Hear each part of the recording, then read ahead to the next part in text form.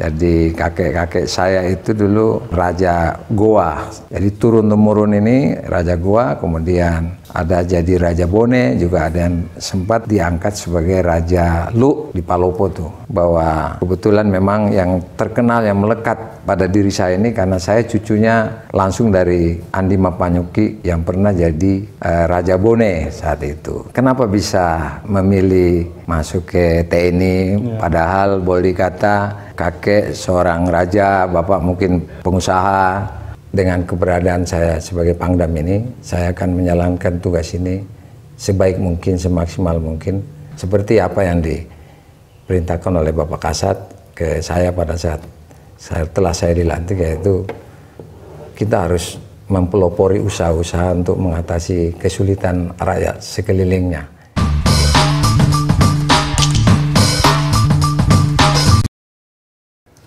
Assalamualaikum warahmatullahi wabarakatuh. Waalaikumsalam warahmatullahi wabarakatuh. Selamat datang di Tugu Inspirasi, membincang inspirasi dengan orang-orang sukses. Kali ini kantor kita, Tugu Media Group, kedatangan tamu istimewa, spesial plus istimewa ini, yaitu Pangdam 14 Hasanuddin Makassar. Beliau Maijen TNI Andi Muhammad, betul Pak ya? Ya, betul. Panglima, siap.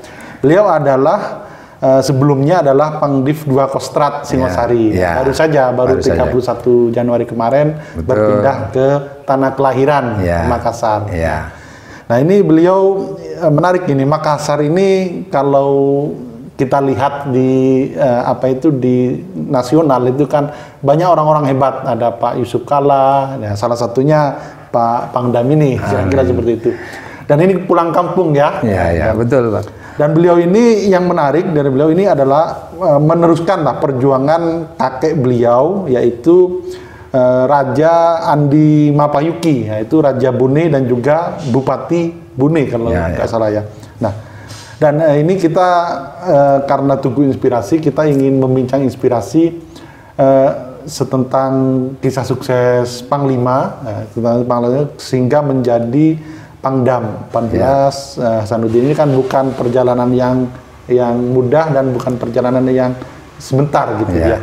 Mungkin bisa diceritakan ini kan kenapa dulu sejarahnya menjadi tentara. Ini kan ini ayah kan pengusaha sukses dan kakek Raja Bone.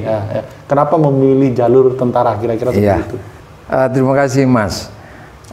Sebelumnya saya ucapkan dulu selamat hari ulang tahun pers nasional ya, dan juga hari ulang tahun Tugu Media Group ini yang ketiga ya, kalau nggak salah ya. Selamat. Saya kira ini hari ini baik bagi saya, dan saya berkunjung ke Tugu Media Group ini dalam rangka sharing, seperti yang tadi dikatakan, memberikan inspirasi. Ya betul, saya lahir dari kalangan kerajaan gitu ya tadinya. Nah, turun-temurun lah. Jadi kakek-kakek saya itu dulu Raja Goa. Jadi turun-temurun ini Raja Goa, kemudian ada jadi Raja Bone, juga ada yang sempat diangkat sebagai Raja Lu di Palopo tuh. Nah, ini 3 kerajaan terbesar di Sulawesi Selatan ini yang sangat dikenal. Seperti tadi dikatakan bahwa kebetulan memang yang terkenal, yang melekat pada diri saya ini karena saya cucunya langsung dari Andi Mapanyuki yang pernah jadi Raja Bone saat itu. Tahun 1931 kakek saya itu dilantik sebagai Raja Bone. Kemudian terkait dengan pertanyaan tadi Mas, kenapa bisa memilih masuk ke TNI, padahal boleh dikata kakek seorang raja, bapak mungkin pengusaha. Jadi begini, memang di dalam kehidupan saya sejak kecil sampai besar itu selalu dihadapkan dengan kehidupan yang penuh dengan feodal gitu ya, feodalisme. Artinya gini, di dalam kehidupan kerajaan itu pasti ada tatanan ya, tatanan yang boleh dikata memang sudah anak-anak itu harus mengikuti bagaimana menghormati orang tua, bagaimana artinya harus mengikuti dalam keharian itu, dalam keluarga itu kita tidak boleh sembarangan lah gitu. Dalam kehidupan saya ingat itu waktu kecil itu, bagi saya itu kalau begitu lahir, kata ibu saya lahir tuh begitu lahir sudah ada yang mengasuh. Jadi setiap lahir saudara saya ada lagi sudah ada yang ngasuh gitu, yang mengasuh. Nah, kemudian setelah itu saya diajarin dan diproteksi lah, artinya tidak boleh sembarangan. Jangankan ini pegang sapu aja kadang-kadang nggak boleh.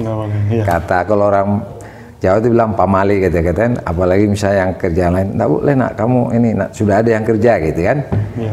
Tapi itu jadi pertanyaan dalam diri saya pada saat itu, kenapa saya nggak boleh? Padahal saya pingin juga seperti yang lain gitu kan.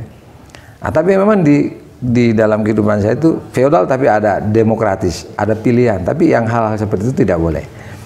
Nah, terus saya di dalam jiwa saya itu dulu sering kalau misalnya dibilang jam sekian harus pulang. Nah, saya kadang-kadang ini agak lewat waktulah, bukan memberontak, tapi kadang kalau harus pulang dari kegiatan sore itu 5:30 paling lama, saya kadang-kadang lewat. Jadi ayah saya tuh kadang-kadang menegur saya, dari mana ini, saya habis main dari teman. Padahal itu kalau bapak saya tahu bahwa saya main di luar itu pasti dipertanyakan, jangan sampai ada kekhawatiran sampai di luar itu ada apa-apa gitu ya.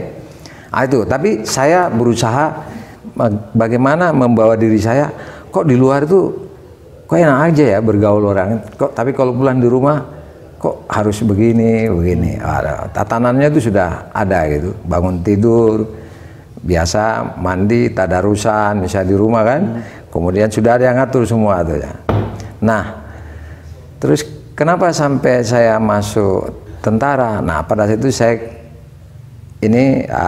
persingkat, saya masuk SMA, kebetulan SMA saya ini SMA favorit di Makassar, SMA Negeri 2 Makassar. Di sana juga SMA Negeri 2 ini begitu ketat, disiplin. Kita semua didisiplinkan. Mulai dari ujung kaki sampai rambut, harus sepatu itu dalam keadaan bersih, pakai kaos kaki, tidak boleh sembarangan, pakai sabuk, dan rambut itu harus dicukur setiap tanggal 10, jadi tidak boleh lebih dari 2 cm. Nah, itu di situ saya mendapat inspirasi, oh seperti ini ya, apa ini, oh ini pendisiplinan. Tapi saya berpikir ini bagus. Nah, tiba-tiba pas saya kelas 2, saya melihat banyak taruna yang sering datang ke SMA, ternyata itu lulusan SMA 2. Di situ saya terinspirasi. Di situ saya lihat, boleh nggak saya ikut ini ya? Tapi saya belum tahu kehidupan taruna itu kan kayak apa, militer itu kayak apa. Karena tadi itu saya katakan di dalam kehidupan saya di sehari-hari waktu di rumah, waktu masih SD, SMP itu kan begitu diproteksi dengan aturan-aturan dalam rumah tangga, dalam keluarga kerajaan itu. Jadi, tapi waktu saya lulus, saya tidak langsung tes taruna, tidak. Saya sempat juga mendaftar di UNHAS, Universitas Hasanuddin.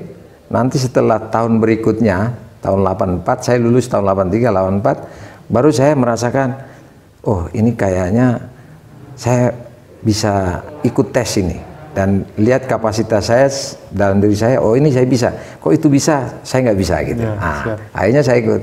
Ternyata alhamdulillah lulus, berangkat ke Magelang.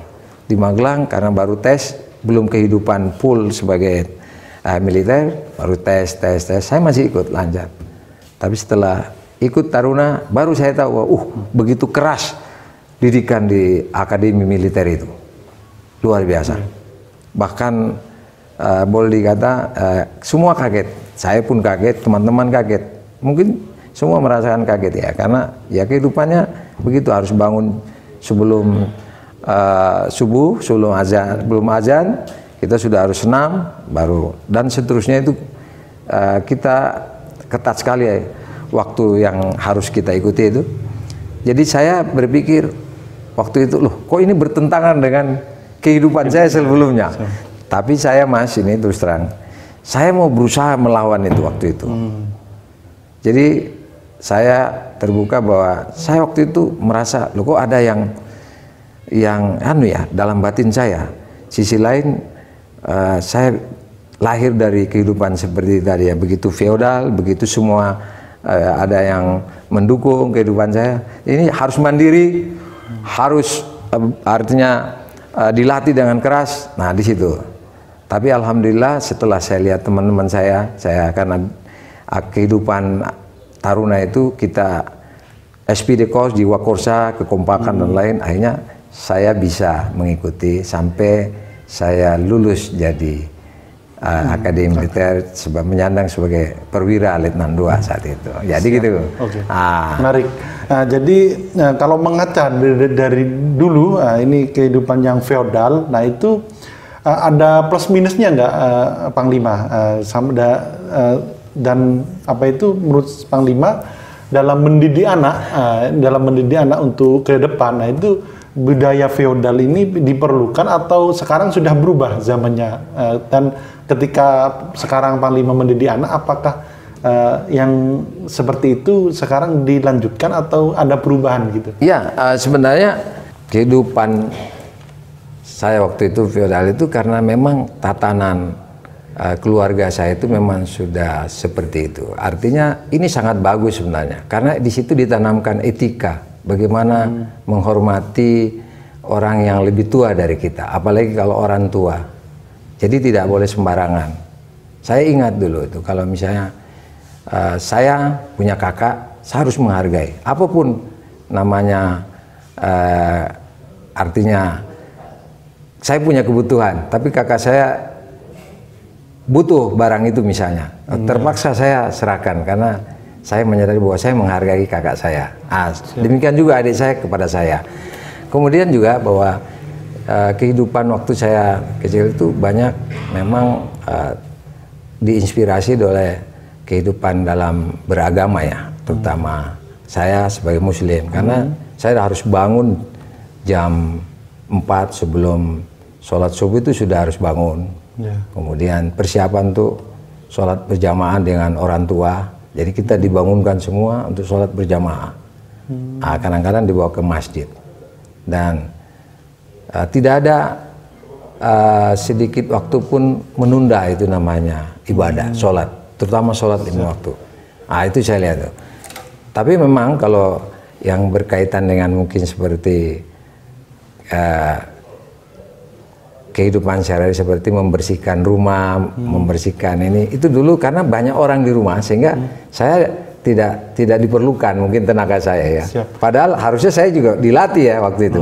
Tapi kalau yang lain-lain saya diajarin. Contoh misalnya harus bisa berkelahi misalnya. Ada dulu kita diajarin oleh orang tua pencak silat di rumah. Jadi bela diri harus tahu. Kemudian juga maksudnya bagaimana kita berkomunikasi dengan orang luar misalnya. Kalau kita ketemu, kita harus tadi menghargai, jangan sombong, jangan angkut. Itu ada, itu diajarin semua. Seperti itu. Ada plus minusnya. Tapi itu juga setelah saya masuk taruna, ternyata ini juga saya kira saya nggak tinggalkan seperti itu. Karena menghargai orang itu luar biasa kan. Saling menghargai kan itu bagian dari kehidupan kita, harusnya memang seperti itu, apalagi kita orang timur. Jadi budaya feodal itu maksudnya bukan maksudnya bukan dimanja 100%, tapi juga ada pendidikan-pendidikan yang luar biasa gitu dan ya. Betul itu.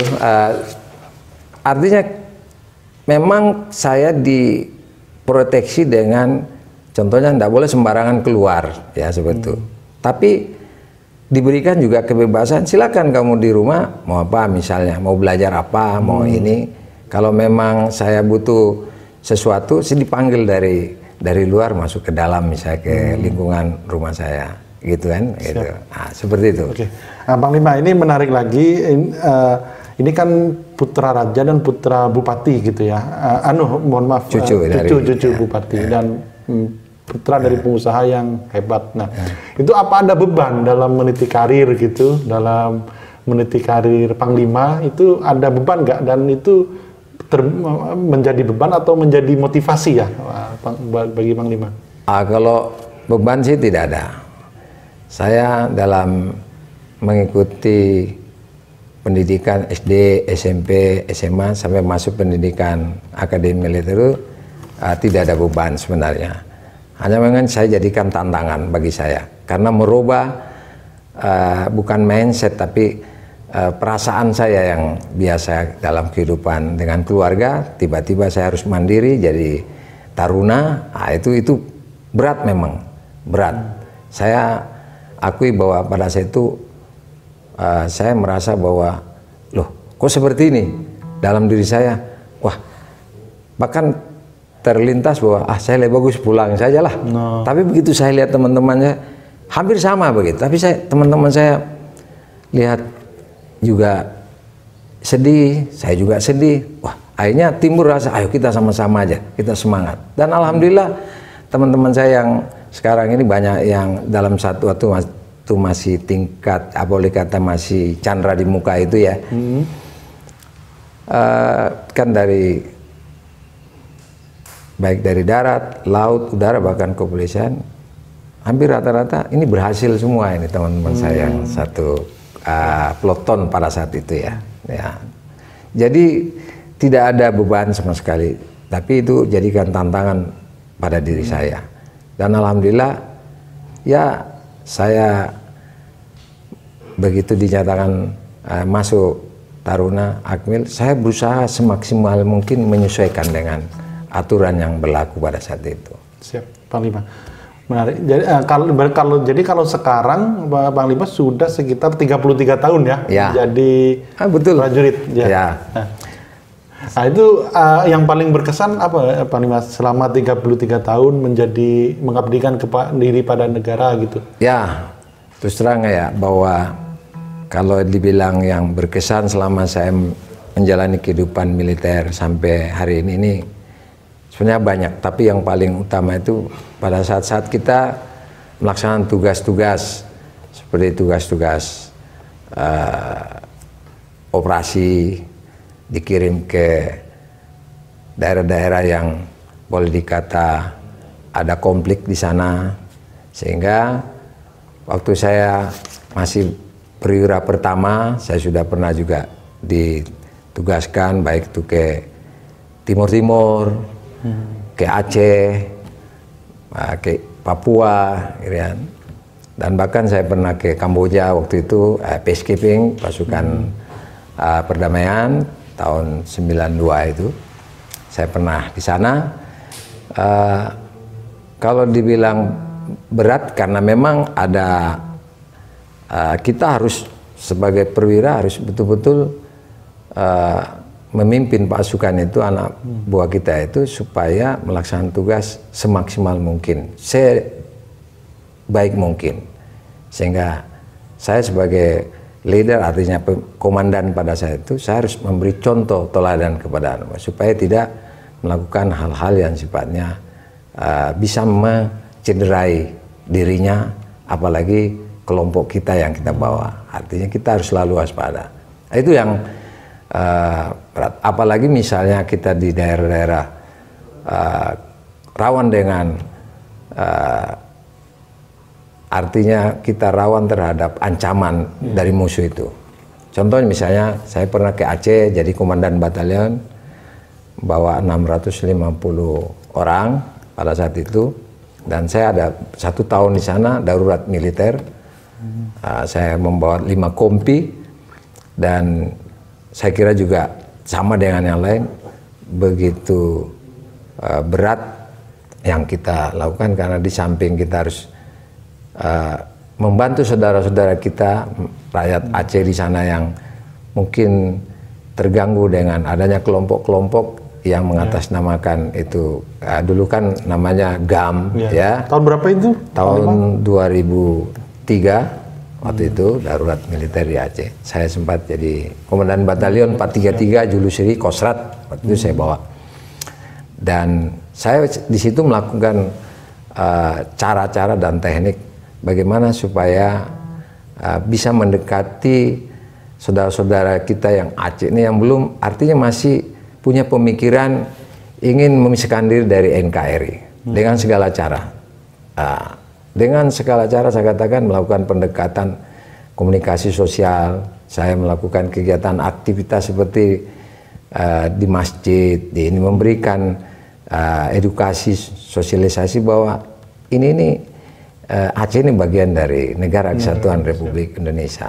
Ayo mari kita, kalau ada sesuatu hal yang mungkin yang kurang, ayo kita bicarakan pada saat itu. Saya mengajak, bahkan banyak tokoh-tokoh, Panglima Sago, bahkan seperti almarhum itu Ishak Daud pernah menyurat ke saya juga pernah bersurat ke dia. Siap. Jadi pendekatan-pendekatan personal gitu dan komunikasi yang kultural itu sangat penting, Panglima ya? Ya, saya kira sangat penting karena gini, siapapun orang datang ke daerah lain kan harus dikenal. Apa kira-kira siapa kita ini datang ke sana, mau ngapain di sana? Nah, saya dulu pendekatan saya kalau setiap ke ini, saya selalu mengatakan bahwa kita ini saudara sebenarnya, ya saudara bagian dari NKRI. Nah, saya selalu mengutamakan itu dan selalu mengajak secara persuasif dulu. Nah, mungkin persuasif bisa diplomasi, bisa melalui ya orang yang bisa kita percaya bahwa coba kalau memang ada, coba datang ke sini kita. Apa sih yang dia rasakan apa? Saya seperti itu dulu di Aceh. Nah, bahkan semacam saya mengajak, artinya bertatap muka tanpa ada misalnya ada letusan ya. Artinya kalau misalnya dia punya senjata, kita nggak usah ada letusan dulu senjata itu. Kita duduk aja bareng apa tanpa ada. Tapi memang pasti ada saja yang karena mungkin sudah menjadi doktrin bagi kelompoknya, dia ingin memperjuangkan sesuatu, barulah kita anggap bahwa memang ini tidak bisa, kita harus pakai jalan-jalan yang menggunakan cara-cara operasi militer itu tadi. Itu juga seperti itu. Nah, operasi militer waktu itu yang paling berkesan dan paling membahayakan bisa digambarkan mungkin Panglima? Oh iya, banyak sekali. Kalau itu di Aceh itu kan kita selalu melaksanakan patroli ya, pasukan saya itu melaksanakan patroli. Pada saat patroli itu bisa dihadang oleh musuh, oleh GAM yang sudah dipersiapkan, itu bisa menyulitkan. Tapi kadang-kadang kita jumpa dia jalan, gitu, itu pasti kontak gitu, kejar-kejaran. Siap. Gitu. Tapi belum nggak sampai kalau Panglima ini ya apa itu terluka dan lain sebagainya. Ya di dalam satu penugasan risiko pasti ada, Mas. Saya juga ada beberapa anak buah saya waktu itu kena tembak ada, tapi alhamdulillah tidak sampai meninggal. Ada beberapa, tapi mereka juga ada. Bahkan kita rebut senjatanya, kita melumpuhkan, ada seperti itu. Tapi semua itu sesuai dengan aturan yang berlaku lah. Artinya kita tidak istilah membabi buta, ya melanggar HAM berat itu tidak ada. Kita nggak pernah. Kita ditekankan oleh pimpinan seperti itu. Karena sebelum kita berangkat, kita selalu diberikan penataran-penataran dari pimpinan supaya kita tetap menjaga yang namanya peraturan bagaimana melaksanakan operasi di daerah-daerah. Contohnya misalnya ada pemukiman, ya ada non kombatan, artinya mereka sipil yang tidak dipersenjatai, tidak boleh sembarangan. Itu kita selalu, dan kita tahu risikonya apabila kita salah maka akan terjadi ada tim investigasi menginvestigasi kegiatan kita, dan itu bisa menyebabkan juga bahwa kita dipertanyakan bahwa kita melanggar gitu aturan yang sudah ditentukan. Baik Panglima. Ini Panglima kan sebagai perwira kan banyak dalam ini ya memimpin di ranah militer. Pernah jadi staf khusus Kasar juga ya kalau saya baca dan lain sebagainya. Nah ini pembaca kita kan kebanyakan dari anak milenial dan sipil. Nah ini menurut Panglima yang bisa ditiru dan mungkin menarik ditiru bagi kalangan sipil dalam hal kepemimpinan. Nah itu bagaimana sejarah Panglima selama 30 tahun dalam kepemimpinan itu, apa sih yang diperlukan seorang pemimpin dalam memimpin? Semua orang kan pemimpin ya, baik kecil maupun besar, memimpin perusahaan, memimpin di sekolah, di kampus atau di instansi. Apa ya menurut Panglima yang bisa dipelajari dari TNI gitu? Ya, saya kira seorang pemimpin itu saya kira sama aja Mas ya, artinya mau dimanapun suatu institusi itu, kalau seorang pemimpin modalnya itu harus ada trust dulu, kepercayaan dulu. Nah tentunya kalau mau dipercaya ini kita harus menyiapkan diri kita, baik itu masalah intelektual, juga masalah mental kita, dan juga kita harus mempunyai, kalau saya bikin tentara itu harus fisik yang prima gitu.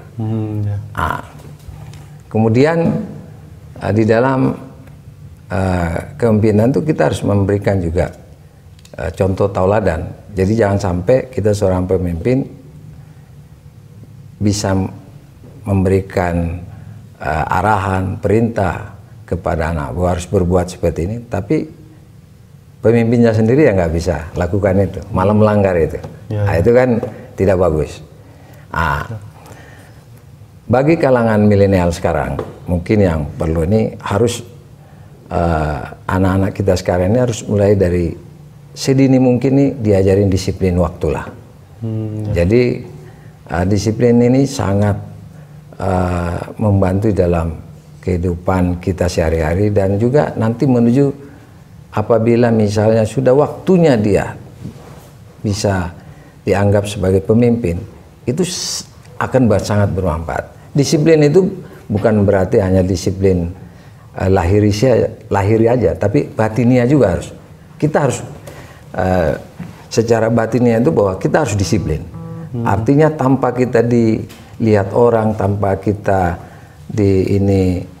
perhatikan oleh anak buah kita, kita harus sadar bahwa saya ini seorang perwira, misalnya seorang pemimpin yang harus berbuat seperti ini. Jadi harus betul-betul menjadi contoh gitulah, gitu. Siap.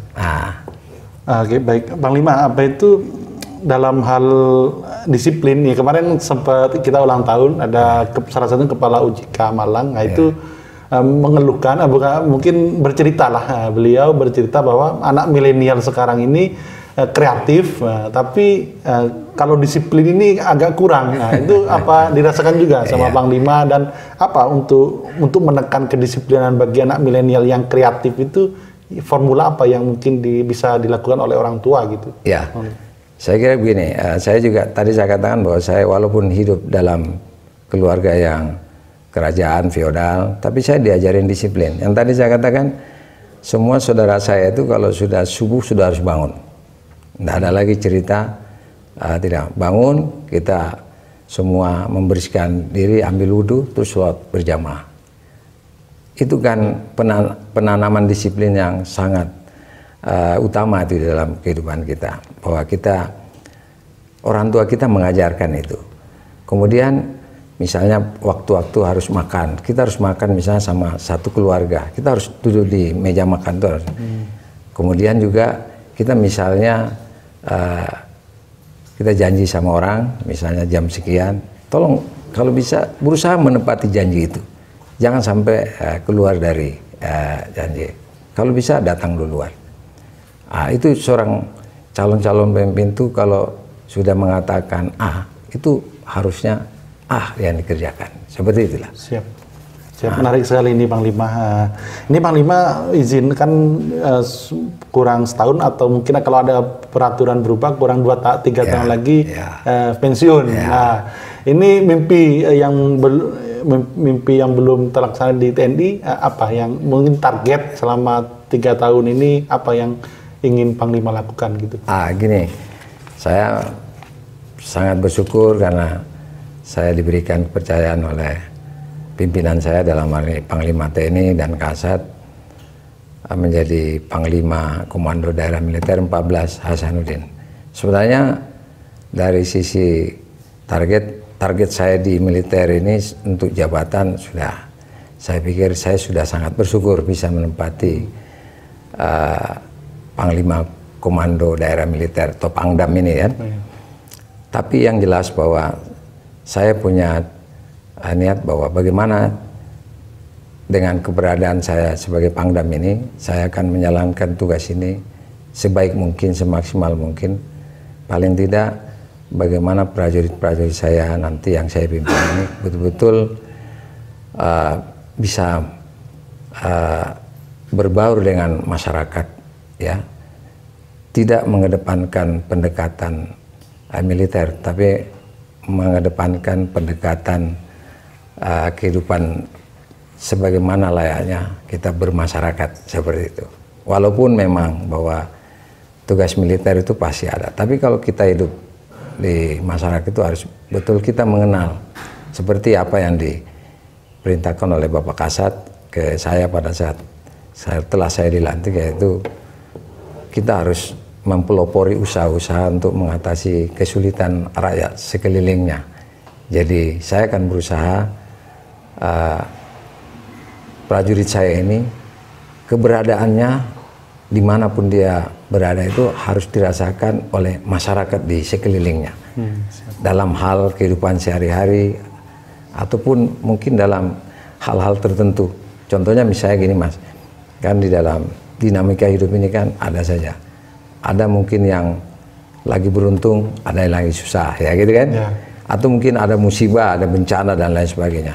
Sehingga prajurit saya ini akan saya siapkan, selain dia prajurit yang profesional, dia harus selalu ada jiwa ingin membantu masyarakat, untuk menolong masyarakat yang sedang merasakan kesulitan itu. Ya, seperti itu. Jadi berbaur dengan masyarakat dengan hati lah, kalau kira-kira seperti itu. Ya. Baik, ini di sesi terakhir Panglima, ini kan kita di rubrik tunggu inspirasi, jadi menginspirasi orang. Ini Panglima kan perjalanan hidup sudah sangat panjang gitu ya. Nah, kalau disimpulkan dari perjalanan hidup yang panjang itu, 3 hal saja Panglima yang perlu dimiliki oleh seseorang itu apa? Kalau dirangkum dalam 3 hal, atau 3 kata gitu, apa gitu? Yang jelas prinsip hidup saya bahwa bagaimana hidup saya ini bisa bermakna dalam setiap kesempatan, dalam setiap aktivitas. Jadi makna dalam baik itu pada diri saya maupun kelompok yang ada di sekitar saya ataupun bangsa dan negara ini. Mana dalam arti kata bahwa hidup itu tidak boleh begitu saja, artinya datar-datar saja, tapi harus bermakna. Bermakna dalam arti kata bahwa kita harus selalu inspiratif dan inovatif dalam menghadapi kehidupan itu. Kenapa saya katakan? Saya sudah mengalami bahwa saya kan ini sejak jadi perwira, saya keliling dari Polri ke atas, hampir pulau semua sudah saya datangi lah, ya. Dan di mana saya bertugas, saya selalu memperhatikan lingkungan saya, di mana saya berada. Dan di situ saya perhatikan bahwa di lingkungan ini ada kesulitan-kesulitan seperti ini. Saya selalu masuk ke dalam konteks itu. Misalnya dia butuh ini, saya berusaha mendekat diri. Paling tidak kalau saya tidak bisa membantu secara langsung, paling tidak saya memberikan suatu wejangan, mengarahkan dia bahwa kita harus seperti ini. Itulah makna dari hidup itu. Itu pertama. Kedua apa? Kemudian yang kedua kita harus disiplin tadi ya. Hidup itu harus disiplin. Artinya kalau mau berhasil itu harus disiplin dan harus dipercaya. Harus tas. Seseorang yang tidak disiplin, saya yakin tidak akan bisa berhasil sesuai dengan apa yang dicita. Seperti saya, kalau saya mungkin tidak mulai dari lahir, terus saya dididik, terus saya punya prinsip bahwa saya harus menghargai orang tua, saya harus tepat waktu. Tidak mungkin saya bisa seperti ini jadi Panglima Komando era militer 14 Hasanuddin ini. Itu karena disiplin. Ya. Yang terakhir, kemudian yang nomor 3. Yang terakhir ya bahwa kita sebagai manusia umat beragama, kita harus selalu mendekatkan diri kepada Yang Maha Kuasa. Itu penting, Mas. Kenapa? Karena pengendalian spiritual ini dan emosional itu harus didasari dari situ. Bahwa kita kalau dekat kepada Yang Maha, selalu kita ingat Yang Maha Kuasa, pasti insya Allah kita selalu ada jalan. Kesulitan apapun, pasti kita ada jalan untuk menyelesaikan kesulitan itu. Jadi saya minta bahwa kita harus selalu mendekatkan diri dalam situasi. Kalau saya sebagai orang Muslim, saya berusaha 5 waktu saya tepati. Kemudian kalau saya bisa, artinya berdoa sebaik mungkin, saya berdoa dalam kondisi apapun, saya harus memanjatkan doa kepada Yang Maha Kuasa. Seperti itu. Siap, terima kasih. Kita banyak belajar dari Panglima ini, Majen Andi Muhammad. Dan 3 hal yang menjadi kesimpulan kita, yaitu bagaimana hidup kita bermakna, nggak hanya gitu-gitu aja gitu ya, hanya hanya menunggu kematian. Dan yang kedua disiplin, dan yang ketiga ya mematuhi dan mendekatkan diri kepada Yang Maha Kuasa. Yang Maha Kuasa. Ya itu saja. Terima kasih Panglima atas waktunya dan atas kehadirannya, atas ucapannya juga bagi Tugu Media Group. Semoga Tugu Media Group itu juga bisa berkembang seperti karir Panglima, bisa naik terus seperti karir Panglima. Dan kita banyak belajar sore ini. Semoga yang menonton ini bisa. Tapi ada satu hal lagi mungkin saya seperti pesan kepada Media Group, bahwa media ini seperti Media Group ini kan sama seperjuangan kita. TNI dengan media itu seperjuangan, pers itu seperjuangan dalam hal bagaimana membangun kehidupan berbangsa dan bernegara di bingkai negara kesatuan Republik Indonesia. Saya berharap pada media supaya juga tampil di depan sebagai penjaga NKRI dalam hal mungkin menepis isu-isu yang sifatnya kadang-kadang itu ada hoax, ya kan, mendiskreditkan apakah itu satu kelompok atau pemerintah. Jadi ini media ini kan sebagai kalau dibilang meluruskan apa yang kira-kira dirasakan orang ini, misalnya ada berita-berita ini. Jadi saya minta kepada khususnya Tugu Media Group ini juga sebagai pilar utama untuk meluruskan berita-berita hoax itu tadi. Jadi karena sekarang ini cenderung saya lihat banyak kelompok-kelompok ataupun perorangan yang kadang-kadang memanfaatkan media ini menyampaikan hal-hal yang sifatnya mungkin belum dicek berita itu, ataupun ditanyakan kepada sumbernya, itu sudah biasa muncul, padahal sebenarnya tidak seperti itu. Seperti itu yang perlu saya sampaikan. Siap. Terima kasih Panglima. Semoga Panglima sehat selalu sama keluarga dan semoga sukses menyertai selalu. Ya, terima kasih. Sore ini kita banyak belajar. Salam Tugu Inspirasi. Assalamualaikum warahmatullahi wabarakatuh. Waalaikumsalam warahmatullahi wabarakatuh.